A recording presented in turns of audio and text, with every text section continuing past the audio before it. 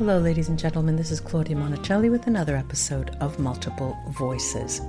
My Multiple Voices podcast, true to its name, includes different series. For example, we have the Voices of Love, where we discuss relationships, the voice of empowerment, the voice of laughter and play, the voice of pleasure, and the magical voice of archetypes and how they change the way we live. But we also have the voice of memory that includes everything from history to discussions of past life regression. There's also writing voices, where we interview both seasoned writers and authors who have just started getting their feet wet with writing, and we learn what can work for you as potential writers. Our series called Voice of the Spirit discusses different forms of spirituality and religion. And then Channeling Voices is a series that covers what happens when you channel, but is also extended to mediumship. Take a moment to review this podcast if you've enjoyed listening, and leave a hearty 5 stars. I'd appreciate it. Enjoy your listening. Hello, ladies and gentlemen, it's me again, and I'm here with another guest, and she is Miss Julie Ryan. Julie, say hello to our Hi, audience. everybody. Julie is a woman after my own heart. Like me, she is a psychic and medical intuitive, and she can sense, this means that she can sense what medical conditions and illnesses a person has and facilitate their energetic healings. She also can communicate with both the spirits from both the alive, spirits who are alive, and those who have passed. And she can scan animals as well, access people's past lives, and remove ghosts from homes and other buildings. And she can also tell how close someone is to transitioning. Her book, Angelic Attendants, What Really Happens as We Transition from This Life to the Next, describes and she'll show us the book, describes a series of events that involves angels, multitude of deceased family and friends, the spirits of deceased pets, and countless serendipitous and miraculous moments. She has also written children's books. I have 2 titles here. One is Angel Messages for Kids, and the other is Angel Messages for Dogs. They're both picture books and have angels answering the kids' tough questions. So each week she also, added to the many hats she has, she scans callers on her own podcast called Ask Julie Ryan, that is heard by millions in over 100 countries throughout the world. Julie's a businesswoman, an inventor, an author, a radio show host and podcaster, and a serial entrepreneur. Her surgical device inventions are sold globally, and she has founded 9 companies in 5 different industries. And I will include all of the ways you can contact her through her social media. Julie, now I'm out of breath, so that means you're going to have to start speaking. Oh, gosh. Well, thank you. What a delight to be with you. It is so. I'm so glad that you have taken the opportunity. I know that you're in Alabama now. Is that right? Yes, Birmingham. On Central Time. Exactly. There are a number of things that I want to talk about, but let's first start this way, if you're game.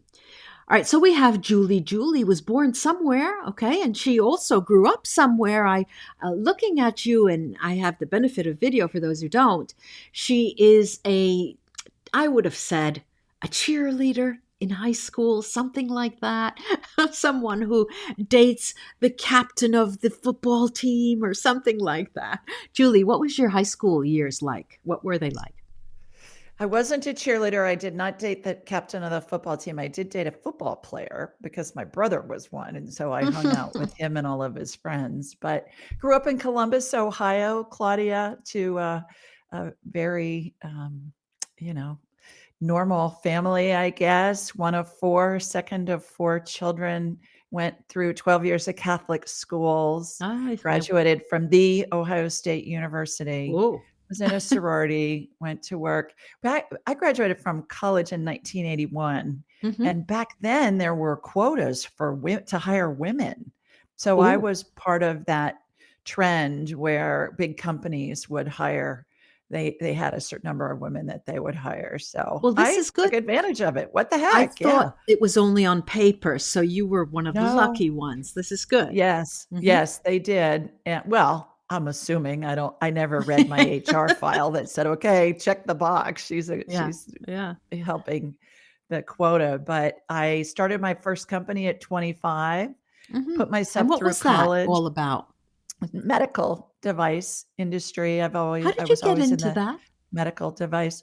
When I was in college, I worked in a big metropolitan hospital in public relations in the summers Hmm.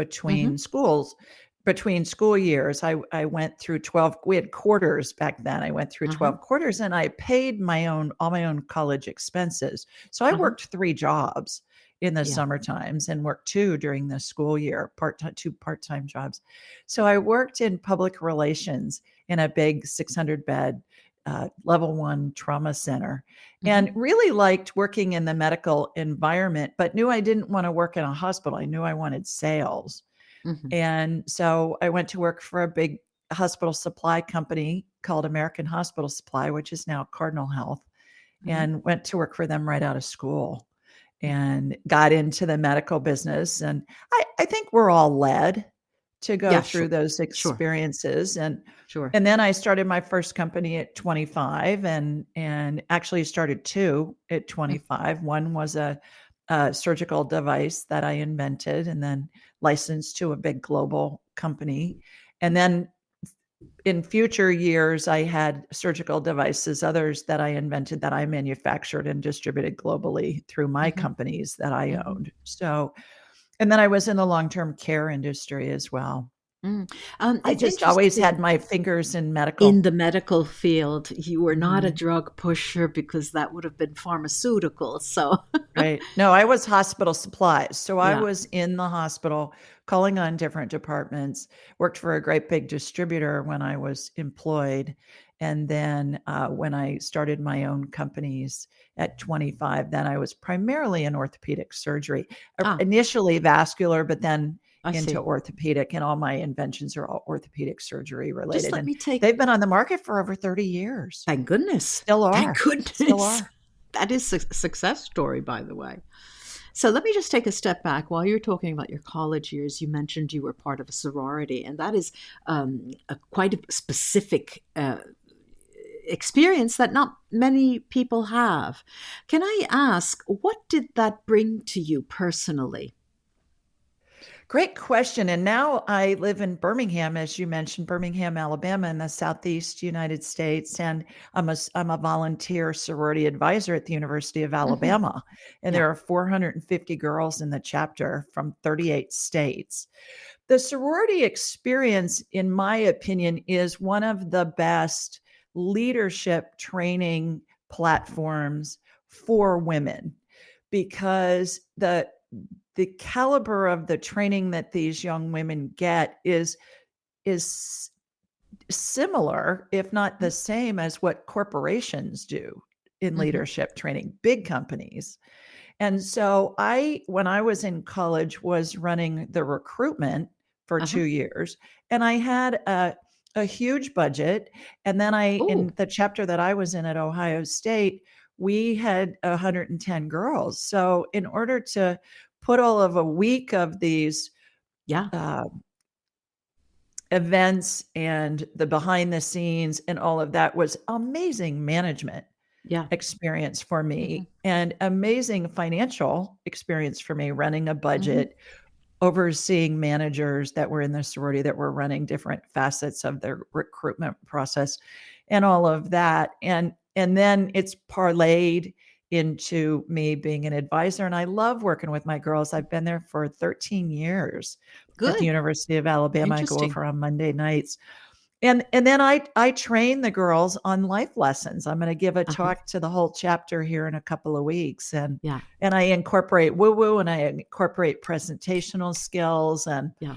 and interpersonal communication and things like that. It's really an amazing platform from a management and just a Point. life management training standpoint. Plus, they're meeting people from all over the country. Yeah. And so their network gets very broad Yeah. because they have contacts all over the country for not only when they're in school, but also when they Yeah. graduate. Yeah. So, from what we've spoken about so far, for me, to see you as a medical intuitive is like a hop, skip, and a jump, and there you are. But really, it's not. I mean, psychic skills and psychic uh, energy, the psychic abilities are don't really happen that way. And for you, would you like to share how that started for you? Sure. Sure. No, I learned how to do all this woo-woo stuff that I do. I I am not hate a that psychic. word, woo-woo Well, stuff. you It's hate it? I love terrible. it. I Well, think it it's is a fabulous. derogatory. When you say woo-woo in the spiritual realm, it is derogatory. Believe me. That's your perception of it. My No. perception of it is it's Yeah. fun, it's magical, it incorporates Mm, everything spiritual. yeah. It's the opposite of your perception of it, which is Yeah. why I use it. I So would rather say I a learned soft how to science. do all of Hmm. this. Hmm. I am not a psychic who's had dead people chasing her since childhood, or if I did, I Hmm. didn't know it, let alone Hmm. what I would have Yeah. done with that Yeah. information. So I tell people I'm a businesswoman who learned how to do woo woo and I'm a buffet of psychicness. Hmm. Because once we tap into spirit, Mm. we're able to talk to people who are Right. deceased, communicate with Right. spirit that are alive, do past lives, do medical stuff, do pet Hmm. communication, Yeah. When talk was to the spirit first guides, time that angels. happened to you? When did Well, you I I start? studied it for 6 years in a very Uh-huh. formalized curriculum. Hmm. And the thing that came in first for me, and I talk about this in my book, I got a whole chapter about what my history is, but the Show first us. thing Can you I was show us your book? sure, yeah. And Yeah. angelic attendants, what Angelic really happens attendants. as we transition from this life into the next. Okay. And so I was interested in medical stuff. I Right. read Carolyn Mace's book, Yeah. Anatomy of the Spirit, and she called herself a medical intuitive. I thought, what the heck is that? Carolyn Mace. Okay. Yeah. Carolyn She Mace. works with And archetypes. Hmm. I read her book, and then I thought, well, I want to learn some more. And so I went to the bookstore because back then we didn't have the internet yet. Right. This is 30 years ago. Right. And I found Barbara Brennan's book, Hands of Light, at the Another bookstore. wonderful Yeah. master for us. Yeah. Right. And Barbara she, for Brennan. those of you that don't know, is a former NASA physicist who parlayed very complex quantum physics principles into understandable English for the non-scientific mind. That would be me. Hmm. And it was about how to utilize energy to heal. Energy. And so I read her book and I wanted to know more. And I called her school and I asked if there was somebody in my area teaching this stuff. And sure enough, there was. So the Great. first thing that really led me to it was the medical stuff because I was designing and manufacturing surgical devices Right. to help people heal. So Right. that was always my interest. Interestingly enough, though, Claudia, I went to a psychic when I was about 25. Hmm. And she said, "You're gonna do something in the medical arena that's gonna benefit the masses globally." There you go. And I thought, "Okay." And then when I was doing my inventions that are still sold globally, I You thought, "Well, thought it that's was it." that? Well, I think that Uh-huh. was part of the equation. And now I work with people as a medical intuitive and energy healer with people Mhm. from all over the world. Yesterday, I talked to somebody in the morning in Istanbul and somebody in the afternoon in Sydney, Australia, and somebody midday in Canada, and then Mhm. saw a couple people in America. So I Yeah. talked to people all over the world. Yeah. Let me ask you, because there's also in your background, there's this hypnotherapy for past life regression. Do you do past life regression? I don't. I do Ah, what I call past life scans. There's no readings. hypnosis Okay, I see. involved. I see. I will connect with the person, and then I envision myself in this, excuse me, endless hallway, that's very narrow, very tall ceilings, and it has large square mirrors that line the walls, both vertically and horizontally in columns. And each mirror represents a different lifetime. So we'll Mhm. ask a question like, does Claudia have a past life that is affecting her love of Italy and living in Mhm. Rome? And then the lifetimes that correspond with that will come out from the wall as if they're on a hydraulic Mhm. arm. And then I'll envision myself walking into the mirror and I'll be given a scene. I'll be shown a scene. It's like I'm watching a mini movie in my head. And I'll be given the year, where it was, what was Mhm. going on, and then we'll Mm. correlate that with your current life. You're describing from another viewpoint what the hypnotherapist does when we conduct past life regression sessions, and we guide Right, people to do that going down the right. hallways and entering rooms, which is Yeah. fascinating. But if you do hypnotherapy or hypnosis, if you are adept with that, am I making this I'm up or not. how?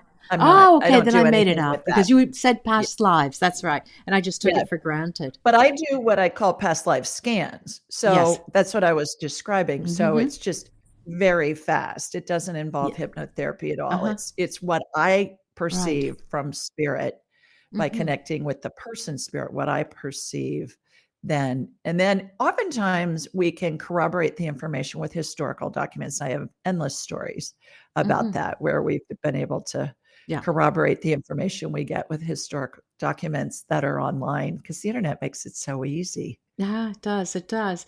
Then you speak about energetic clearings of properties, of homes and properties. Could be anything, I guess. My business is the same that I do, which Yeah, is spirits. fascinating, isn't it? It It is is. fascinating because, at least when I work on it, I could pinpoint the exact area of the corner, the nook, the cranny where there is a mirror or where there is a place where no one goes, and that's where there is the energy to clear out. It's fascinating, really, isn't it? Have you found? Because you have people calling in on your show on a weekly basis, have you come across since COVID has been upon us, the fear when you discuss their past lives or anything involving their medical condition, are people fearful when they speak? Do you notice that? Do you pick up on that? Oh, yeah, everybody's in fear with the COVID Mm. stuff. I think it's lifting a lot because they're finding that a lot of the information that we've been fed is not correct. Yeah. And so the fear is dissipating. And I think the news cycle is off of it because of the situation in the Ukraine with Russia, Well, with that yeah. whole conflict. So I think that it's not in the news cycle and people are not surrounded by it like they were for the past couple of years. And Hmm. countries are lifting their requirements and going back to normal Hmm. or some semblance of normalcy. But also, I think a lot of good has come out of it. I think people have had the opportunity to reevaluate what they want to do with their careers. In some instances, Hmm. people have I talk to people who say, I've always wished I had more time to read or more time to spend with my family, and they have received that during the COVID thing. I think that companies have been able to figure out that they don't have to have all their employees in an office building, that Right. they can be very efficient working from home, and that saves the employee sometimes hours of time a day and commutes and getting ready in the morning and all of that. Hmm. So I think there are definitely things that are a silver lining to this black cloud that we've been under for a couple of years. Well, our consciousness has definitely taken a shift, has definitely shifted since this pandemic. I was interested in knowing what brought you to the children's books, and I want you to show us the audience, for those of you who can see, Julie, Yes, sure. So illustrated Angel picture books. Messages for Cats, that's my newest one. And Angel it's messages for cats. How cute! it's darling, Claudia, because can you see the Yeah, yeah, illustrations are yeah, so yeah. cute. Mm-hmm. And that's my latest one, Angel Messages for Kids Uh huh. is the first one, Very and Angel colorful. Messages for It's for Dogs, and dogs. they all Yeah. have the colorful illustrations. How they came about is I've had so many moms throughout the years say to me, "Can you please write a book that I can use to" there were 3 main things: to explain to my child how my child can see spirits of deceased loved ones that I Ah, can't see, and they uh-huh. get information from these deceased loved ones that come to visit them perhaps in their room, and some of these kids are still in a crib, but Yeah, they're verbal.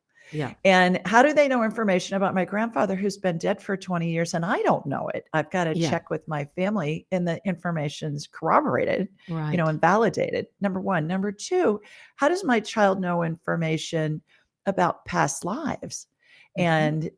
Again, we can validate the information that they're getting with historic documents, and this child can't read yet. So how do they know this Hmm. information? And then the third thing, Claudia, is when somebody dies, when a loved one dies, how do we explain to little Johnny that grandma's in heaven now Hmm. and they're at the funeral home for the visitation hours? And little Johnny says, Right. "No, she's not. She's asleep in that box up there. She's in the Yeah, casket." They've got an open casket yeah, for the viewing or yeah. or the visitation hours. So that's how it came about. And they've been so well received. And they're primarily about like angel messages for cats. It's about how cats like to Hmm. climb trees and they jump up on countertops and they Hmm. hide in tight spaces and stuff like that. Yeah. And then, oh, by the way, when your cat dies, their spirit stays around you and you can still communicate with them. So Yes. it helps the child not, I find that children start shutting down their intuitive abilities. We all come in with intuitive abilities and we start to shut them down around the age of about 7 because somebody in our life or some buddies who are parents or grandparents or teachers or friends say, "Oh, that's just your imagination. Hmm. You're not really talking to my deceased grandfather." So it helps children trust the intuitive Hmm. messages that they receive and then develop and enhance it as they go through their lives. Hmm. Well, And it teaches um, their parents about it too. yeah, yes, the most important thing. Do you do any kind of coaching or lessons, seminars, workshops for um, psychic or medical intuition? I do. Actually, I have a training called Angelic Attendant Training. I teach it once a quarter. It's live on Zoom. It's 4 Saturdays. We've come a long way from Barbara Brennan's books and my taking 6 years to learn this stuff to it's all done in 4 weeks, in a month Mm-hmm. on Saturdays for a Is few that hours. also the information that people can access from your website? Yes, Okay. Angelic Attendant Training. So they learn how to do all the stuff that I do. Mm-hmm. Medical intuition, energy healing, communicating with spirit, past lives, talking with spirit guides. They can tell how close to death somebody is through identifying the 12 phases of transition. I talk about that in my Mm-hmm. Angelic Attendant book. All of that. I'm launching a new training in a couple of weeks, though, Claudia. Thank you for asking. When does And that it's called start? it's going to start in the next couple of weeks, early April. Mm-hmm. And it's called Angels and Enlightenment Training. Mm-hmm. And that's going to be self paced online. And it's going to be 5 half-an-hour segments. And that's only in communicating with spirit and the 12 phases of transition. What happens when Okay. we Okay. So pass, that is, you're when starting somebody to branch so out. This is different with this regard to is what going to you have be done. self-paced. The angelic I attendant see. training, I limit it to 12 students People. each Mm-hmm. quarter. First half of the class is lecture and discussion. Second half is practicum. So right out of the gate, they're able to Right. do this stuff in I the see. practicum session. And it's But the really other is fun. self access. Right. And then we have a practice community of people who've been through my training multiple times a week, and it covers all the time zones around the world. And the graduates get together and practice. And then Mhm. in this new Angels and Enlightenment training, graduates from my big class are going to facilitate the practice sessions for the AET class. So I'm really Mhm. excited about it. Oh, that's great. That's great. So, when do you usually have your podcast? When does that air usually? It's available for download usually as of Friday mornings We Hmm. record it live. It's a syndicated radio show that we record live on Thursday nights from 8 to 10 Eastern. Hmm. And it's a call in. People can call in Uh-huh. and ask Julie Ryan, ask a question on any topic, and Okay. I'll So communicate with Spirit and is get that them information answers. also available on your website? Yes. Okay. Everything's at askjulieryan.com. Okay, I can see Pinterest, Instagram, Twitter, Facebook. Ask Julie Ryan, all attached. Julie, thank you so much for coming and taking the time. I'm so excited always to speak to someone who does this kind of work, and hearing it from someone else. Well, it is a normal thing to do. This is what is to be done. People are dying. This is we have to embrace that, and we have to understand. And it's an eye opener. It's refreshing more than anything else. This is what I like. And it sort of helps to dissipate the fear when we can talk about it. I like that. I like that. I have a gift for your listeners. May I Yes. share that? Sure. That's Yes. what I If was waiting if for. any if anybody wants a copy of any of my books, here's Angelic Attendance and the children's books, just go to askjulieryan.com and then click on the Ask Julie button. Mm-hmm. And then just say, hey, I heard you on Claudia's show. I'd love a copy of your book. And if you have children or grandchildren and you'd like a copy of the, excuse me, the children's books, let us know that as well. And we'll send you a free digital download of the book itself and also the audiobook version. So I'm Okay. delighted to share that as a gift with any of your listeners. And thanks for listening to the show today. Oh, that's great. That's great. That's a wonderful gift. Thank you. Thank you. How You are most generous of welcome. you. I'm going to have you back, I hope, one day, Julie, if I you would have love the that. time. Yeah. Thanks again. And you, good luck on all of these programs that you are creating, the seminars, the training sessions, which is really, really needed. It's really, when Barbara Brennan passed, I thought, oh no, now what? Now where do we go? Her books are not enough. But the Um, but the training that she offered has really come a long way a in long the way. past Yeah. 40 years. Yeah. And so and especially with the advent of the internet, we're able to transfer that energy, and then people have it and then they practice it, and then Yeah. their abilities really get jump started again, get enhanced over the years then with practice. So, Yeah. God bless her Yeah, and God bless her. others who have really paved the way for where we are Hands of now, you and Light, I. right? That's her book, The Hands Hands of of Light. Light. It's still Mhm. available. It's still possible to read, I believe. Yeah. And I know that there are a number of people who have studied with her that also still offer classes, courses, seminars using her teachings. They Of do. Even though it's Yeah. not the same, but I guess she will be, shining a star for us, for people like her. Mine is a little bit different, Claudia, just real Hmm. fast. I'm like a Yeah. human MRI. When I connect with Hmm. somebody medically, I'm Yeah. seeing body parts Oh, internally. It's so like am I'm looking I. at an So do X-ray or I. a CT scan or an Organs. MRI. Yeah. Yeah. And that's different from Barbara's Well, stuff. that's different Barbara's from stuff Barbara. I is wasn't talking to her about that. Yeah. It's yeah. different. The way I work, I go through all of the systems, all of the organs, all of the bone structure, and the nooks and crannies, really, because it could be in your metacarpal bone on your hand, in between the third, the fourth, and it becomes very specific, because the more specific you can target a negative energy, the easier it is for you to clear. This is in my case. This is the way I work. But yes, it can be. It needs to be very specific, actually. Mine is more of I will connect with somebody and the energy will go someplace like, let's say, their liver, and then Uh-huh. I'll watch a healing on the liver, and then I'll shoot energy through them again, and it'll go to their, I don't know, their left shoulder, and there'll Yeah, be a healing on the shoulder, yeah, and yeah. I'm actually seeing broken bones, torn Right, ligaments, right, right. viral infections, bacterial Sure. infections, things like Yeah, that. Sounds yeah, like you're doing the same thing, yeah, yeah. And and then facilitate sometimes healing. sometimes I just have to, put my hands in my head, my hair stands up, and I'm thinking, well, how could these people walk with what I'm looking at, sometimes. But it's amazing. It is fascinating. And a lot more people need to be doing this because there's so much to be done, really.